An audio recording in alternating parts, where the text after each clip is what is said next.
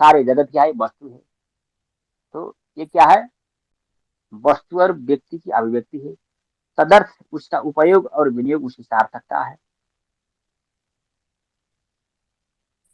जहां से, जिसके लिए वस्तु और व्यक्ति की अभिव्यक्ति हुई है, तदर्थ उसका उपयोग और विनियोग उसकी सार्थकता है। व्यक्ति तथा वस्तु की अभिव्यक्ति का प्रयोजन का परिज्ञान वेदादि शास्त्रों के मर्मज्ञ मनुष्यों के सानिध्य से संभव है। व्यक्ति तथा वस्तु की अभिव्यक्ति के प्रयोजन का परिज्ञान वेदादि शास्त्रों के मर्मज्ञ मनुष्यों के सानिध्य से ही संभव है।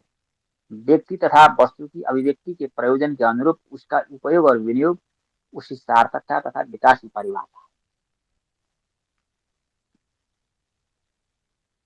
जिससे जिसे सत्ता तथा स्फूर्ति सुलभ हो, उसके लिए उसका उपयोग और विनियोग उसकी सार्थकता है। जिस व्यक्ति तथा वस्तु की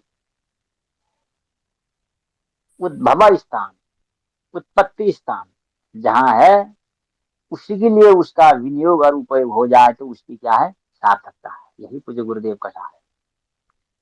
तो सच्चिदानंद स्वरूप सर्वेश्वर से जीव और जगत को सत्ता तथा स्फूर्ति सुलभ है।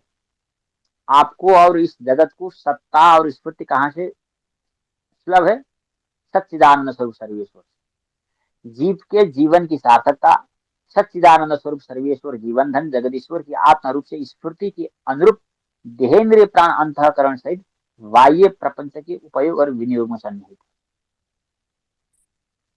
आपको ये जीवन तथा जगत का सुमंगल उपयोग और विनियोग केवल भगवत तत्व प्राप्ति के लिए,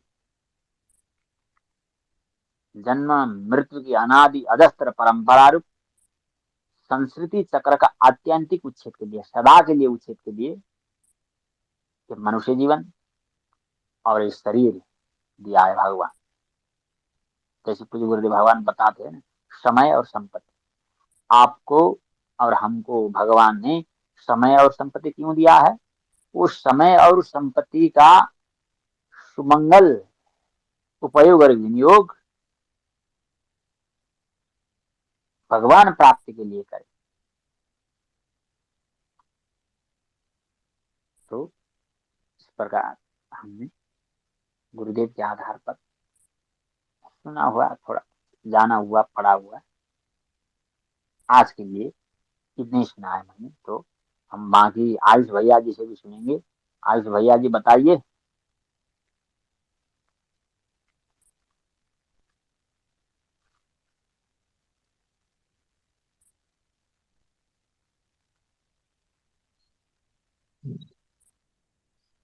बहुत सुंदर बताया महाराज आपने। शरणागति के विषय में आप बता रहे थे और भी बहुत सी चीजें।